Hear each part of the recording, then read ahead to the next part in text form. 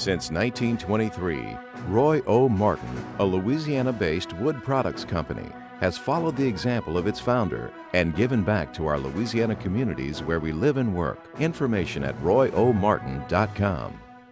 Louisiana Healthcare Connections is more than Medicaid. Whether you're trying to raise healthy kids or need health coverage for yourself, it helps to have good Louisiana folks on your side. Louisiana Healthcare Connections, connecting you to quality healthcare. Two-time Olympic high jumper Hollis Conway has reached heights few others in the world have matched. The Shreveport native was a three-time NCAA champion for the USL Ragin' Cajuns, claimed the silver medal in the high jump at the 1988 Summer Olympics in Seoul, before adding a bronze medal at the 1992 Games in Barcelona. Conway was ranked number 1 in the U.S. for 7 consecutive years and held the number 1 world ranking from 1990 to 1991.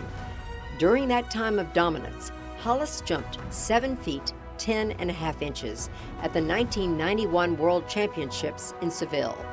That jump still stands today as the American indoor record. When I grew up, ceilings were 8 feet high. Okay, so I tell people, okay, picture yourself putting your whole body higher than your ceiling. And that'll give you an idea of how high that is and the accomplishment that is. No one's been better than him at that skill set. Take any profession, I don't care whether it's athletics or a lawyer or a doctor, whatever the case may be, and to say in the history of our country, no, I'm the best. It's astounding. One of the most energized human beings that you'll ever meet. Funny, just loves to laugh, loves to make a joke, always finding a way to make things comfortable for everyone. Didn't start off that way. This body that you see now, all these muscles and these legs, I was not born with that. When you saw me coming down the street, you saw 2 kneecaps and an afro. Hollis is the youngest of 7 children. Growing up, his mom and dad often separated, which created an unstable family life. These days, Conway uses his humor and life story to touch the lives of young and old alike as a motivational speaker. He is an author, ordained minister, and staff member with the Fellowship of Christian Athletes in Louisiana. When I first met him, everybody knows who Hollis Conway is, at least in the athletic world. And all of a sudden, wait a minute, that's Hollis Conway?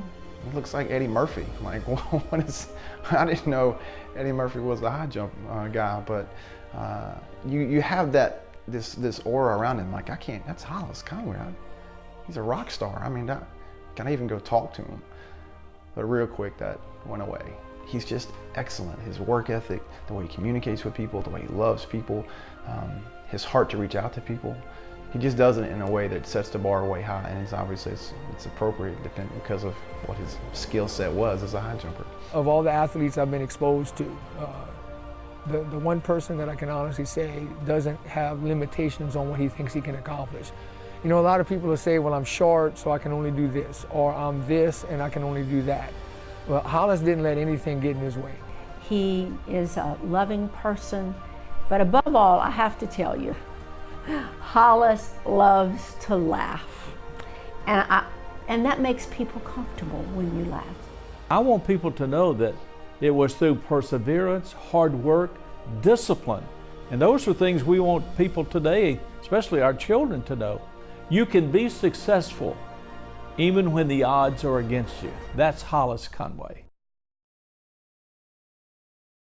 Good evening and welcome to Louisiana Legends. I'm Beth Courtney, your host for this evening's conversation with another extraordinary person who has made his mark both in America and abroad. Tonight, my guest is Hollis Conway from Monroe. And Hollis, thank you for having us in your home. Well, thank you for coming. I hope we didn't disrupt everything too much. That's okay. We'll fix it. You'll fix it? Yes, ma'am. Well, it was a wonderful evening when we had the gala at the old state capitol, and your 3 beautiful daughters were there with you. And how was the evening for your family?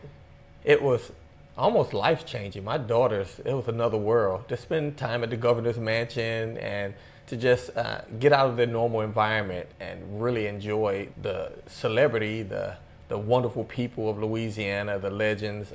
It was really good. For them to be exposed to something like that, it really did my heart well. Thank you for that. It made them think more of their father, too. Sometimes our Well, children don't appreciate I don't know. I'm still a nerd. You're still a nerd. I'm a legendary nerd now. Well, I have to ask you, as a world-class athlete and everything, are you watching the Olympics now? Am I? Yeah. We watched synchronized diving last night. That's how much of an Olympian I am. I'm just amazed at the skill, the discipline, the dedication of people in every form and fashion, and you just kind of get to see success, see failure. You cry, you hurt. It's just a wonderful time. You feel alive right now. How many actually Olympics did you go to? 2. I only made 2. I'm sorry. Oh, only 2. Only We're so 2. sorry. Did you get a chance to walk in at the opening ceremony? Absolutely. In 1988, I walked in the opening ceremonies, and here's the thing that I always remember about that. That is the first time I felt like an American, because it didn't matter what color I was, what political party, what spiritual denomination. I was an American, and the world was cheering for me. People were chanting USA. They were calling my name. I'm wearing it red, white, and blue, and it's a phenomenal feeling. And I don't know many places where you get to feel that. Really, it is a sense of pride then. And Oh, did you get yes. to know all your other colleagues, your athletes? Well, there's a lot of them, Yeah. but I got to know a good view. I mean, just going to gymnastics, going to watch tennis and ping pong. In '88, I tried to do as much as I could. '92, I missed out on all of that because it was a little bit about business and then about winning. I was a little bit more worried about where I needed to be and what I needed to do, and so I didn't take advantage like I did in '88, and actually finished worse in '92 than I did in '88. Well, it was interesting that Michael Phelps who carried the The flag, flag. had never been in an opening ceremony before because I guess his event was right after that. There's some times where if you're competing Right. the first day, you may not want to spend 8 hours on your feet during the ceremonies. It's just, kind of unfortunate, and of course Michael Phelps has 19 gold medals. 19 So I gold think he medals. knows what he's doing. How long did your high jump record stand now? How many years? Well, I set the American indoor record in 1991, and Right. I still hold that record, and I set the collegiate indoor and outdoor records in 1989. 89. Now, So you math still- was not my strongest suit, but that's a lot of years. Yes, absolutely. I always look at the high jumps and think, I can barely jump, But although you look at basketball folks these days, and they can flat out jump, can't they? Yeah, too? but they can't high jump. They can jump up and put their arm in a rim, but to get their whole body over almost 8 feet in the air, a little bit more difficult. So I think I should be paid some NBA salaries. Well, perhaps. Let me ask you, sort of going back, you grew up in Shreveport. Yes, You were ma'am. born in Chicago, grew up in Shreveport. What was that like, your youth? It was interesting. I'm the baby of 7 kids, Right. and my mom and dad, were Right. having issues. They moved and separated, and I have 5 older sisters and a brother, and they struggled with some drug use and alcohol, and so we grew up in some difficult situations. But we loved each other, and even in the midst of all of the difficulties, my family, they took care of me. My sister would say, boy, if I ever catch you doing something, I'll beat you bad, and they meant it. And so even through the difficult times, family's what's important. Love is what's important. And even today, my sisters and my brother have done well. They've fought through the difficult times, and we just get together and have great times. But it was very interesting. It was a time that really shaped my perspective, my outlook on life, my ability to persevere, and discipline and dedication really came from my family. Then you ended up going to ULL, as we call it, at Yes. the time. USL, It was Southwestern USL, Louisiana. Right, exactly. Raging Cajuns. Yeah. Did Well, you I wanted adopt to that be. South Louisiana? Well, yes, I like some gumbo and some jambalaya. I gotta have my cayenne pepper. Exactly. I wanted to go to Texas A&M to be an I was recruited by colleges all over the country, and this coach left the University of Arkansas and came to Southwestern Louisiana, and he just worked me. I mean, he worked my mind. He manipulated me and got me to go to Southwestern Louisiana. and turned me into one of the most dominant high jumpers ever. And so it worked out well. But it took me a little while to figure out what they were saying and what they were eating. I remember when I went to LSU and I didn't understand that hot boudin, cold couche. we were sort of like, what is this? I was born in North Louisiana. Laganape. What is that? Yes, that's supposed to be lagniappe, absolutely. Well, when you were training to be one of the dominant athletes in your field, was training difficult? Did it just take lots of perseverance? I mean, was it hard? Was it painful? Oh yeah, it's the most difficult thing you could probably do. But I think that to be the best in any field is difficult. And it's going to take the same amount of preparation. And so whether it's an accountant and understanding math or an engineer or whatever it is, to be the best, you're going to have to work really hard. And it's probably going to be difficult, but it's those who persevere. It's those who really get excited about the hard work. I went to practice excited, wanting the pain.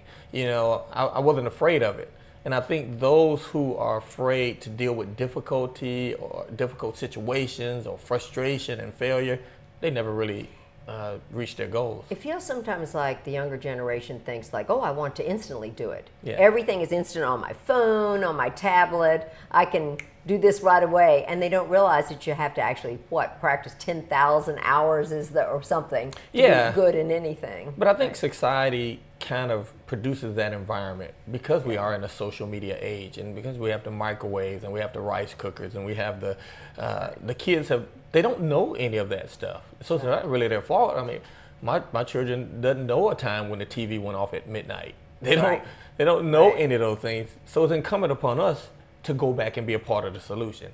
And I think there's where the issue is. We need more people who've been through and made it to go back and help others get there.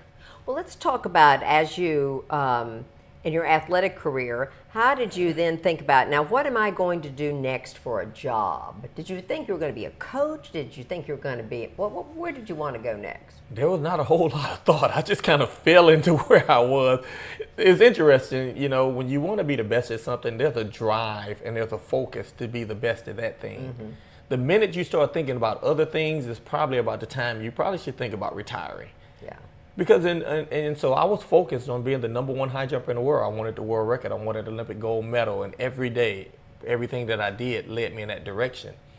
And probably what I didn't do is near the end of my career, start thinking about those things. Right. And of course, typical athlete, I had a horrendous injury in 1995 where I blew my knee out and then I didn't make the 96 team and then I tore my Achilles. And at that point, I started thinking, I need a job.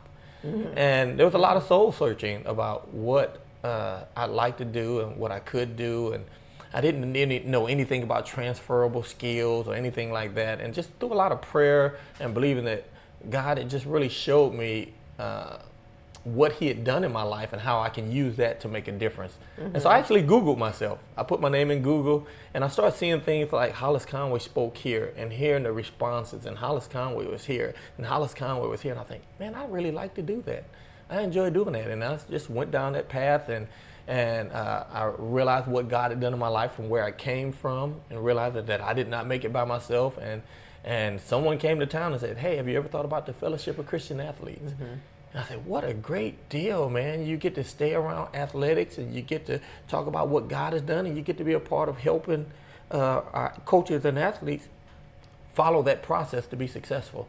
And I realized I was part of FCA in high school, in college, and now I've been on staff since 1999. Isn't that great? So you travel all around. I'm a multi-area director. My direct area is Northeast Louisiana. Right. And so I cover all Northeast Louisiana, middle schools, high schools, universities. Of course, we have 3 in this area. And then I supervise a couple of other areas. Well, one of the things that I always find interesting for when I talk to fellow Louisianians, I think we're the state that likes to be at home and they don't travel that much, or they don't get out. Have you found that to be true? And do you think travel broaden your horizons because you've been all over the world with your athletics? It made a difference in my life because growing up, the only thing that I knew was the street that I lived on and the direction to the school I went to, because we didn't have anything. We couldn't go anywhere, and there's just so much you don't know. And then now I've traveled, I think, to over 36 different countries. I mean, I've been in Sweden and Switzerland and Japan and just all over the place, and Baton Rouge, just country places. And so, and I've been almost every state in the United States, to go to Wyoming and North Dakota and realize that there's a big world out there and it's much bigger than myself. And people think different and they have different cultural experiences, and you realize that it's just not about me. You've written 2 books? Yes. Are you writing another one or not? I need to. I have about 3 more that I need to do the work, but I hadn't quite put that same discipline and dedication in place. The first book I wrote is really interesting. There's a young man named Bob Love who played for the Chicago Bulls way back when. Well, he's from a little bit north of here, up in the Bastrop area, and he came to town to speak, and something happened. He had to leave, and they asked me to come in and do one of the assignments, and he had a book. And it's like, my name's Buddy Love. I think it's Buddy Love. And it was a beautiful children's book, just talked about where he came from and sharecropping. I could do that.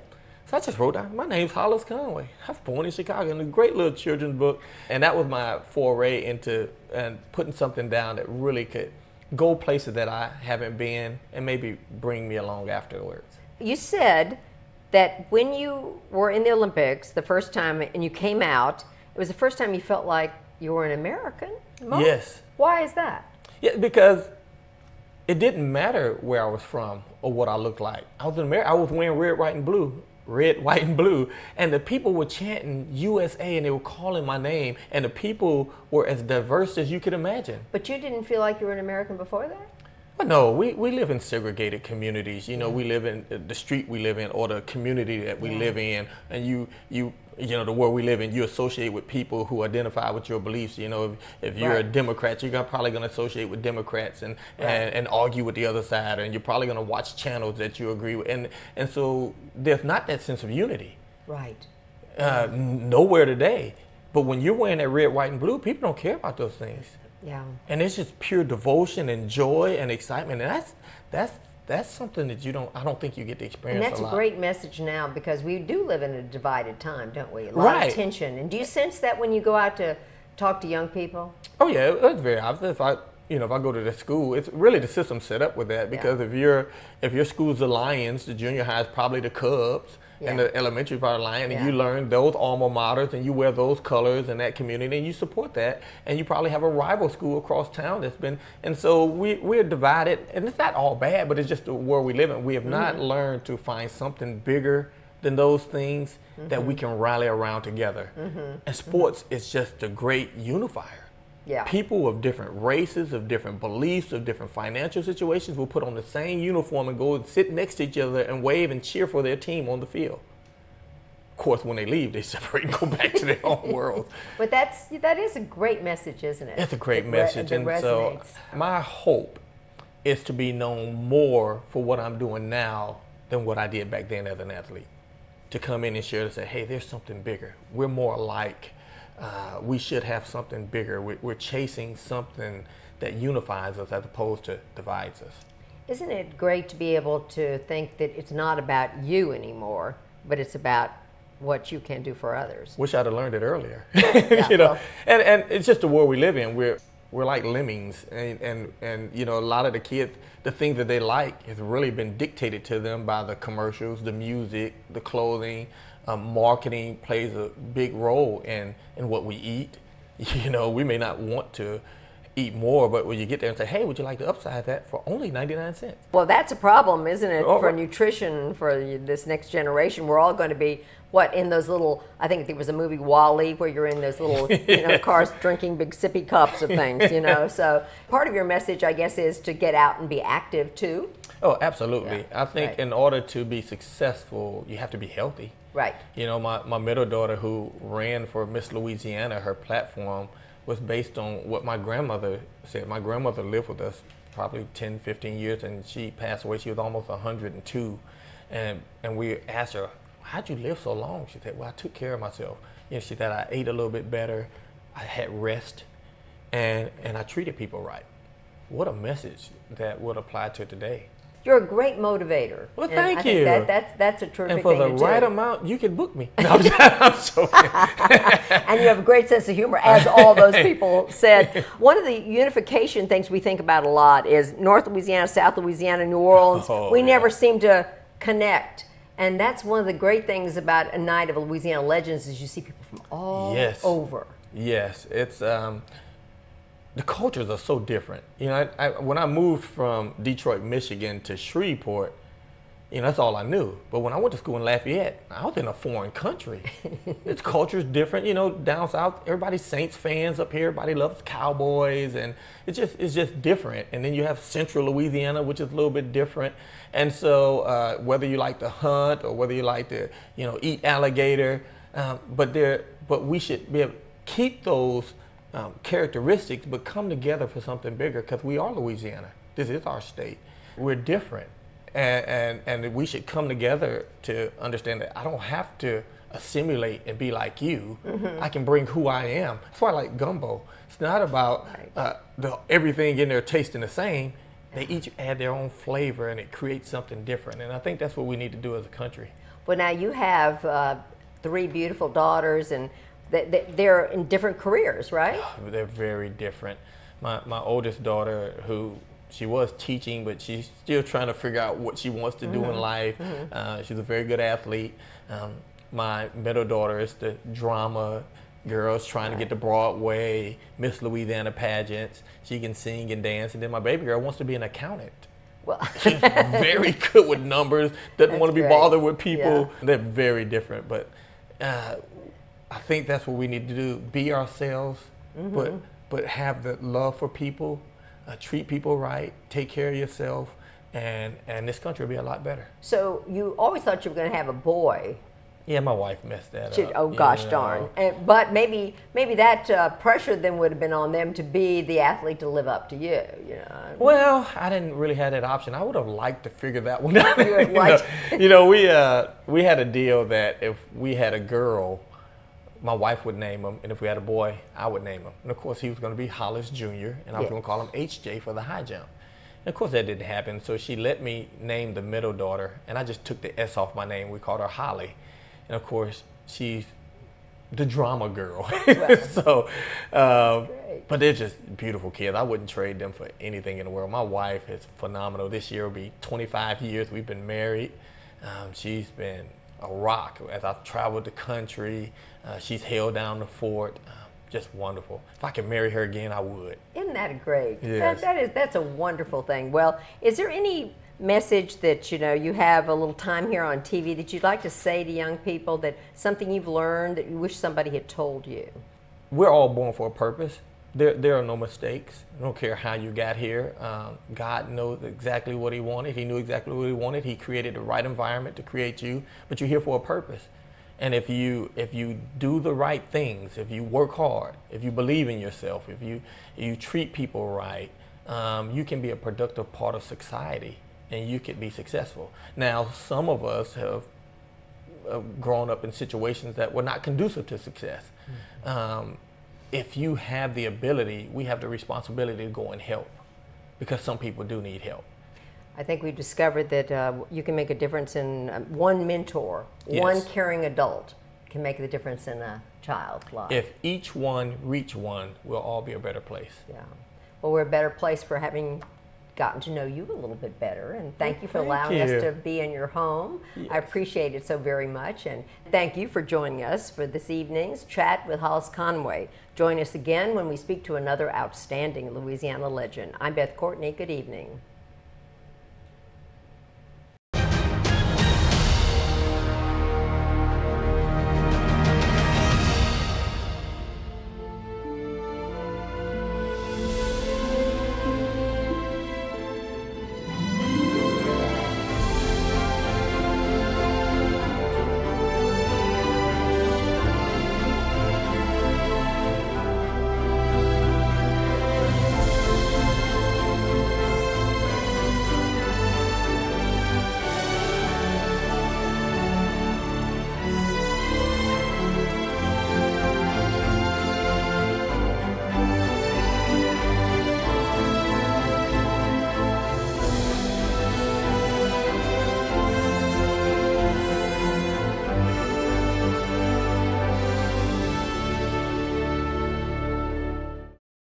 The Louisiana Lottery is proud to join LPB in honoring the 2016 Louisiana Legends. Contributing over $3 billion for K-12 public education, the lottery is giving Louisiana a reason to smile for 25 years and counting.